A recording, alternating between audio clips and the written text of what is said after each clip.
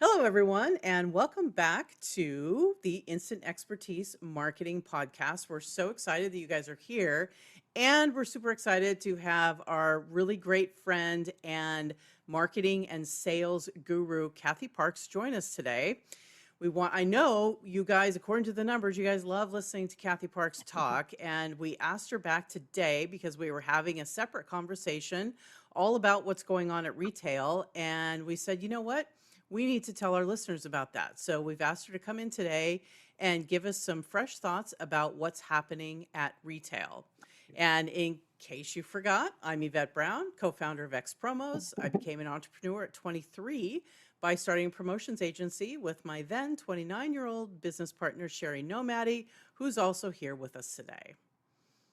And you all already know who I am and how Yvette and I work together. So let's get right to the heart of what we're talking about today. And that's with Cathy Parks and retail trends. So Cathy, what do you want to lead with? Hi again, everybody. And hi, Shari and Yvette. It's always so fun to talk about retail. What sparked this particular conversation today was I was talking to you guys about how my buyers have asked for seasonal merchandise for 2024. Which is And awesome. so right. So generally retail is broken up into, spring items and Easter items and back to school and holiday and things like that. But seasonal specific items really haven't been on the upturn for many years. And so it's interesting that multiple large retailers have asked for seasonal specific items. So I think what that is a part of is their goal of driving people back into the stores. And that has been a challenge. And so that is a part of this new term. There's a new term for you all, and it's called new retail. And new retail, it refers to the merging of online retail, online shopping, and in-store shopping, and the way consumers now need to be communicated to. So statistics are showing that consumers need to be contacted 2 or 3 times in different ways, either online or via social media and at the store level to really generate a purchase. And so having seasonal product in the store on the shelves is one key way that these retailers are driving consumers or planning to drive consumers into the stores. Now, I'm talking about what's going to happen in fall of 2024 because that's how far ahead the retailers are planning. And, a couple questions around that. First of all, the new retail, is that kind of omni-channel? Like, is that, similar to what we've been calling that? I mean, it's not easy.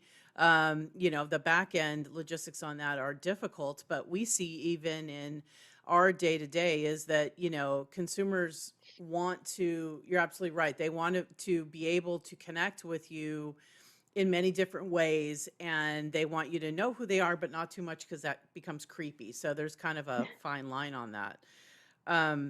So you're talking about seeing that at retail with the buyers are asking for that, like the Walmarts and Targets and like kind of like the big boys, or that's what to get consumers in the doors. Okay. It's one strategy to get consumers in the doors. And Let me go back and answer. Sorry. And we still see that, although, all the hype is always about e-commerce, I think those numbers are still under 20%, right? In terms of brick and mortar is Total still like sales. 80% of sales plus, right? Yeah, but yes, absolutely accurate.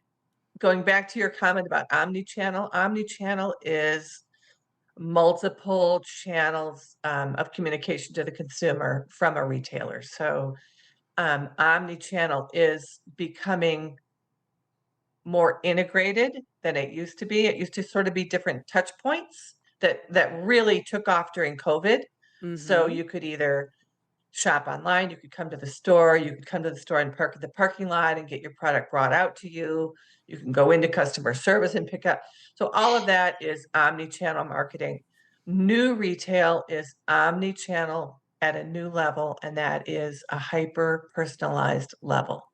So consumers expect not just to see something on a .com version of a retailer like Target.com, Walmart.com, or Amazon.com. They expect to be communicated to them products that are right just for them. So it's sort of omni-channel to a whole new level. And so that's the bigger picture that the seasonal trend falls into. So retailers are trying to get consumers to come into the stores by hyping great new seasonal product that hasn't been there for a lot of years. But they're also doing that. The way they're doing that is through social media and through their websites and through their email newsletters and store communications. So it's very personalized. And I So would I know I would we're mixing imagine two trends here. We're mixing the trend of personalization and seasonal. I realize that, but it's that hard to separate it now. It's all integrated. it is, and I think integration is really the key. And hyper personalization, that's where you have to layer on AI to make that happen at scale. I was just processing an interview recently with a company that focuses on the uh, finance industry, and with AI, they can literally deliver 10,000 different offers to people, like based on their particular profile. And so I think we'll see even more of that, probably based on what you're talking about in terms of the hyper personalization offers, and the specially curated that's just for you. Because we know, even if you guys have been through your Netflix just for you, they're not all great, right? There's always work to be done to get those to really feel like they know me, and they know what I like. So Yeah. Yeah, and both retailers and brands are going beyond the traditional .com. They are using social media. There's the TikTok shop, there's Instagram, all of those are becoming new channels of distribution for consumers. So it's pretty interesting. You really the challenge to get consumers into the store continues. Another thing that I'm seeing and that I'm reading quite a bit about is experiential shopping. And that's another thing that's happening this year and will continue to be happening next year. And that is, again, to get consumers back into the retail stores, the brick and mortar, doors. Retailers need consumers to come in. And if you think about it, some of those, Costco is the sampling is so important. How many people actually just go to Costco to eat samples and then end up buying $200 or $300 worth of merchandise? I think it's fairly pretty common. yes. Yeah, I Retailers like definitely do. Lush, I know. Lush is a really cool store that's in malls that is all about experiencing, all about creating and other, key retailers that I've been working with, national retailers, are going back to doing in-store demonstrations, craft activities in the stores where employees set up a table and they actually demonstrate product, which is kind of old-fashioned, but that's coming back to get consumers to come into the store and enjoy the experience once they're there. Well, it's something that you can't do online. I mean, the brick and mortar has got to play to their strengths, and you can't, you've got an unboxing video, sure, but if you really want to see how something works, or you want to talk to an expert about it, or you want to, sample it in its own way, whatever that may be, whatever your product category, you kind of need to touch it and feel it. You need to do Yeah. that at retail. It'll be interesting to see. Do you see that thusly retailers are motivated to tell people that they've got the demos, that they've got these experiences going on? Because if you don't tell people about it and they just discover it, it's not as impactful, as we know. Yeah, and beyond, they actually show people. So they show what they have the technology now, right? So you can see that on Instagram, you can see that on your feeds. You can see what a demonstration is going to look like and what's going on in a store, and just to make it more experiential, so people can see what they're going to experience when they get there. This past weekend, I was at a mall and there was entertainment, just Really? a singer, just to draw consumers in. And it's been a long time since retailtainment was a strategy that was being used, and it's making a comeback. So I think it's really fun. I think it's nice to see that consumers are having a better shopper experience when they're in the stores. And one thing I'd like to bring up that confuses me is a real trend toward store brands. Hmm. Retailers are creating their own brands now, and generally those are opening price point, meaning lower price point product, which is not necessarily what consumers are looking for, but there's more margin in it for the retailers. And so that's something I think that we need to keep an eye on, because right now that's growing, but I think long term consumers are looking for branded merchandise that's familiar to them and they're willing to pay for it once they get into the store, because that product is in the stores and not being marketed outside the stores. So that's kind of an interesting trend that's happening. I'm not sure where it's going to go. Well, it'll be fun to see what Well, happens. and that'll be interesting too, because if that's the opening price point and consumers are willing to pay for the luxury, more high-end price point, where does that leave the middle guys? Because we know that they have to make room on the shelf if they're bringing in their own store brands, for instance. Mhm, mhm. A lot of the middle guys are out right now. The store brands are taking up that linear footage, and so the middle Yeah, guys are out. So or they're the yeah. ones actually manufacturing it for the retailers. Um, which is kind of background information probably Um, nobody cares about, but I think it's interesting. yeah, Yeah. no, that No, it is is. It interesting. is And, very interesting. honestly, I don't think we can overlook the, you know, the economic climate either. I think there is some space for store brands because, everybody seems like, and this has been going for a while, everybody sort of makes their choices. Like, I'm going to overspend on this really fabulous shirt, but I'm going to go cheap on my yoga pants, right? Or like vice versa, like whatever it is. You sort of, Hmm. it gives consumers the opportunity to sort of decide where they're going to spend their money that way. So I think that might be part of what's driving it, are economic conditions to a certain degree. And once Maybe, we I see mean, those change, because the other yeah, thing is, I Kathy, think, go ahead. huh, I was going to say about economic conditions, some of the trends for this holiday season that are happening, like where consumers are spending their money. Self-care, which is kind of unique, that's way Yeah. up.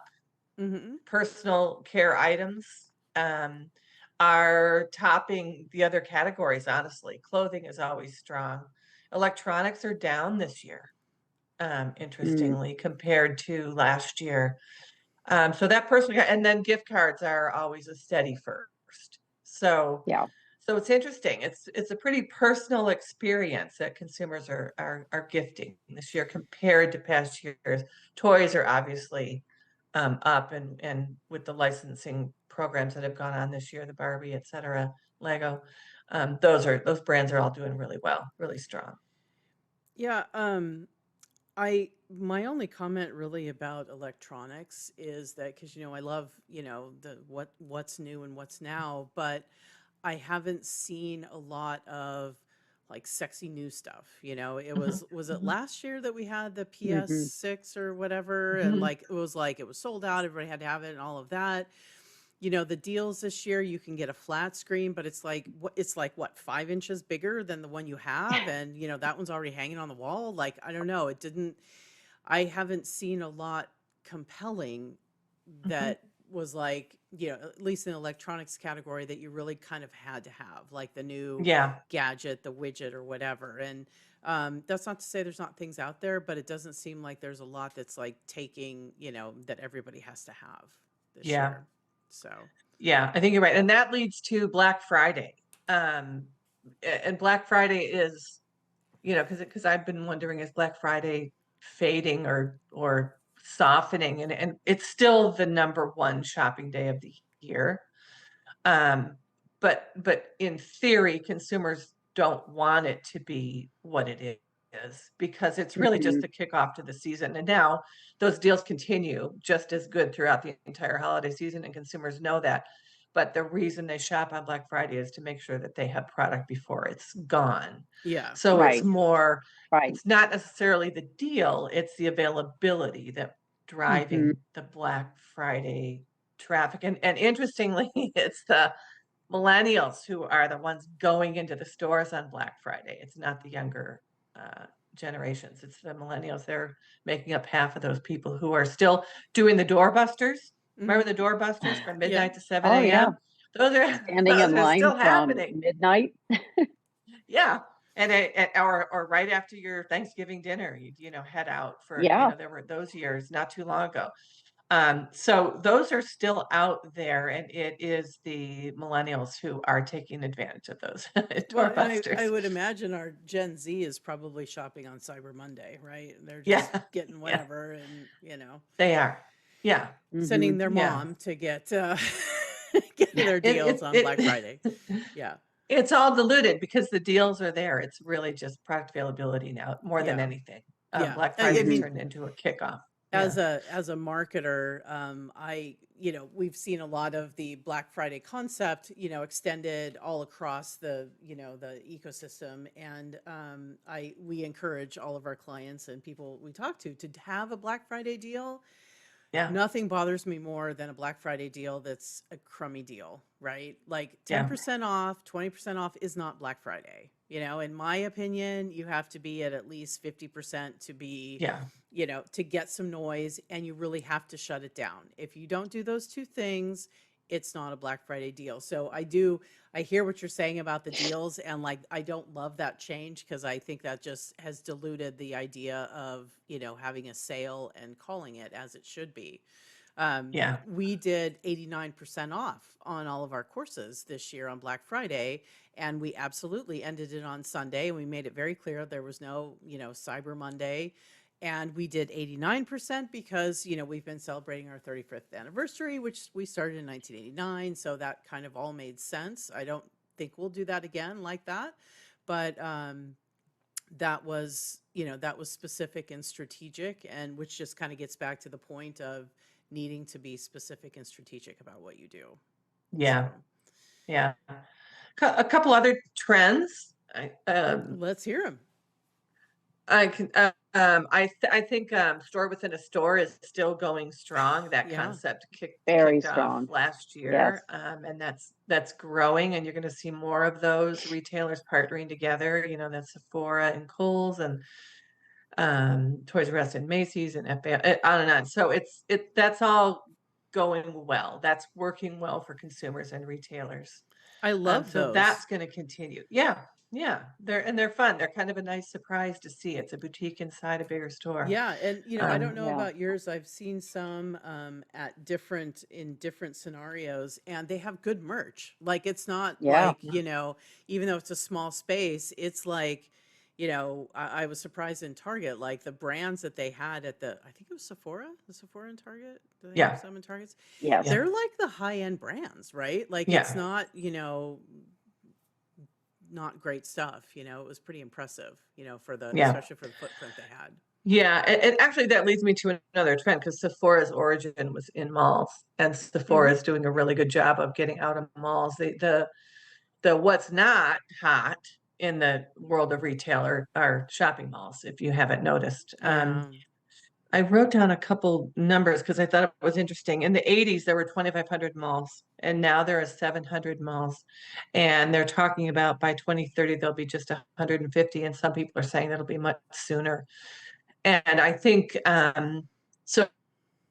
Sephora is an example of a retailer with its heritage in malls that is doing a great job of finding other retail space to keep the brand and Yeah. their footprint viable. And other retailers need to do the same thing, because malls are definitely not, they're the opposite of hyper personalized shopping. They're the way people Yeah. used to shop, and COVID really hurt that, and technology hurt that, and the new way that the younger people shop, being so personalized, hurts that. So I think we need to keep an eye on how things evolve at brick and mortar outside of shopping malls. So that's kind of a sad trend to see malls kind of fading. There are literally totally empty malls around, and that's tough.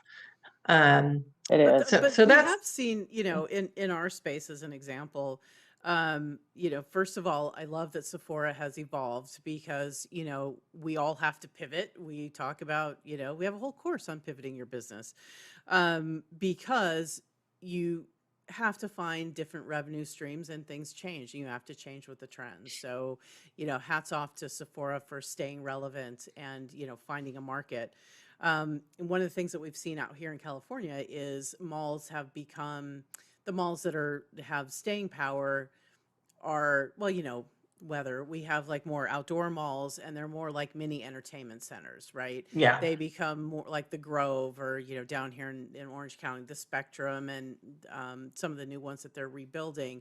They're much more of like an entertainment and food and some boutique shopping and like kind of like that whole experience.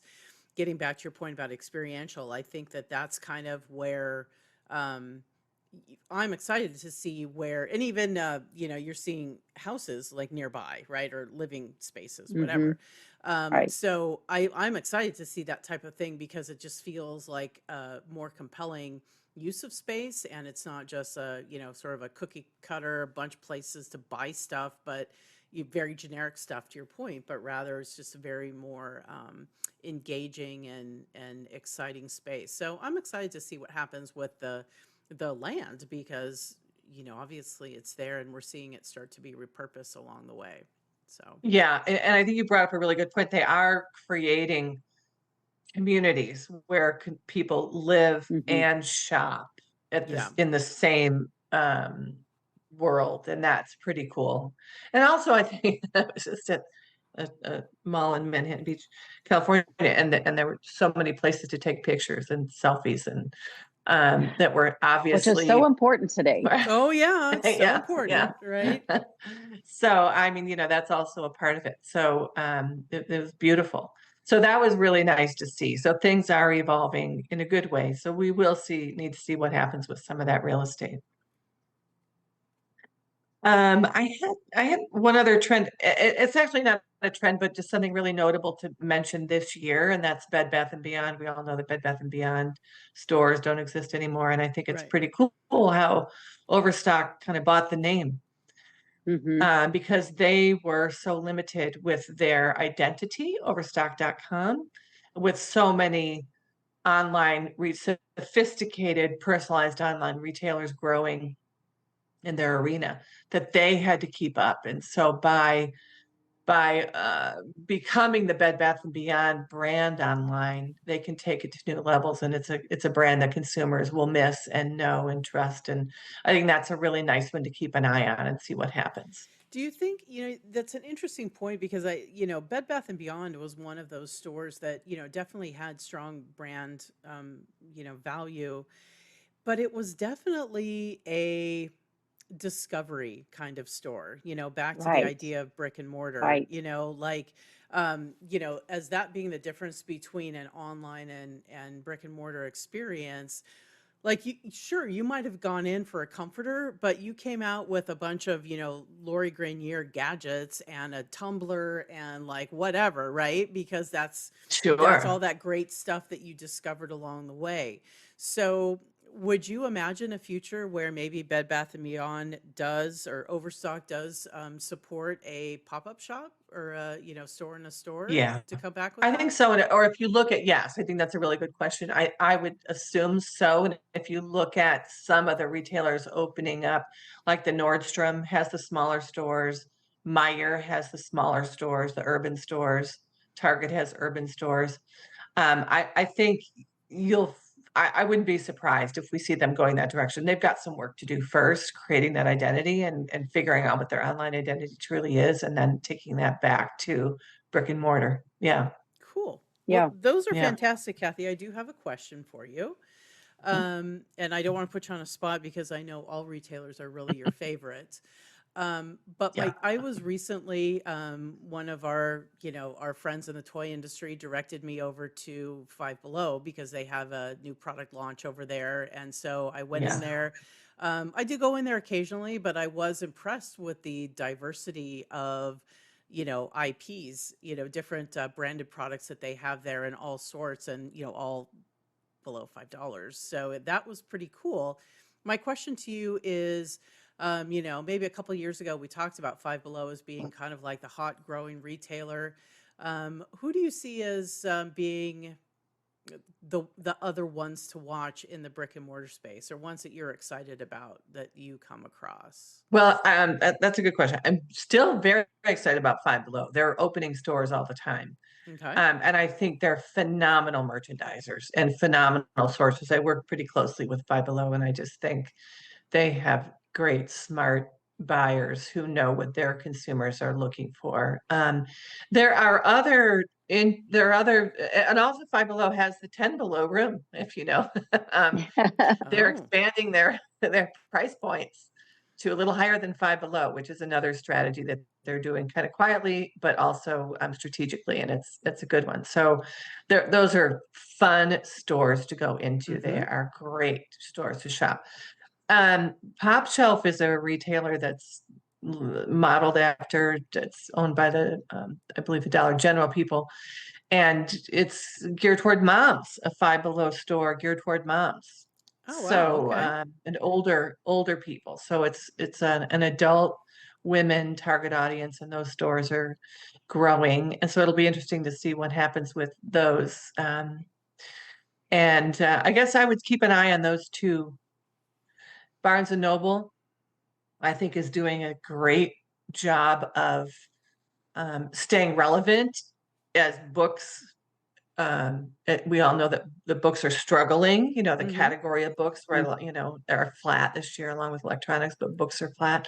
Barnes and Noble is a very smart retailer, and then there's a really cool, beautiful retailer up in Canada called Chapters Indigo. It's just a delight to be in, and they are looking at opening. I don't know if it's confidential. I won't talk about it yet, but they're doing new things. That's awesome. And they're great stores, beautiful stores. Do you Oh, see with Barnes and Noble, because do know they have a lot of other, kind of cool merch there. Are they expanding the space that they're giving to other merchandise versus books mhm. as we've seen? Yeah, and they're focused on experiential selling, Yeah. Oh, cool. events, Mm-hmm. activities happening in the store, so that when you go into the store, you're really glad you're there. And one more question on the experiential. Are you seeing, when we worked on events and promotions together, Mhm. oftentimes it was a in and out, right? Like we would have one big event at a Walmart store and it would be, on Friday from 4 to 6 or whatever it was. And like boom, or Sunday from 10 to 12. Usually not because of, anyway. Um, when you're talking about your experiential and the demos now, it almost sounds like you're talking more about they might be running a demo on something or an experience for a longer period of time, right? Like over Mhm. a week or a month or something like that. Is that kind of what you're Kind seeing? kind of. That's a good point. It's scheduled. So some retailers have like Grandparents' Day. So the first Monday of every month is the grandparents know to go to the store, and there's going to be activities for them, or some place for them to take their grandchildren, activities happening. So it's more scheduled. So regular events I on a gotcha. calendarized events happen, and they're not as big as the retailtainment Hmm. events that of the past, but they're still impactful. There's some growing. I think they could be So, better. if you are, selling to stores and Mhm. you have a brand that for whatever reason is very, demoable, how does, how who pays for that, and how might you approach a retailer in talking about that as part of your presentation? Usually you present it to the buyer, and you basically fund the product that's used during the demo. They just deduct it off invoice. It's pretty easy. Okay, It's not Oh, expensive. so do you have to supply the demonstrator and things like that, or no, they will do that? Because that's new, Mhm, that's different, mhm, that's mhm, helpful. That's mhm. a wow, that is like a pretty that cheap is them way. really embracing it. Well, Yeah. let me tell you why. Okay, so that leads to another trend that I didn't mention, but even sure, nothing gets away from you guys. Another trend is that retailers are trying to take better care of their employees and get their employees more involved in what's happening in the stores. Oh, Oh, wow. Okay. Because it's harder to keep employees. So some retailers are calling their employees, their retail experts and things like that. So they're focusing more on educating their employees, making them feel better, paying them more, but getting them more involved in the products that they're dealing with on a day-to-day basis. So that kind of all feeds into that strategy of employees being a key part of brick and mortar retail success. Wow, that's amazing because that would be a huge, like I said, a huge opportunity Mm, to get a little bit more traction, especially if you have a product that could use that kind of attention, right? yeah, yeah. So, okay, well, Sherry, do you have anything else for Kathy before we let her go? Because that was super awesome. it was. It always is, Kathy. Thank you so much. Oh, thanks. It's always fun. It's always fun to talk with you guys, especially about stores and retail and holidays and everything. So, Okay, cool. Well, then I think with that, I'm going to wrap it up and say, Kathy, thank you once again. And everybody out there, thank you for listening in. And we hope you got a lot out of our conversation with Kathy. We always do. And we look forward to you dropping back in and listening soon.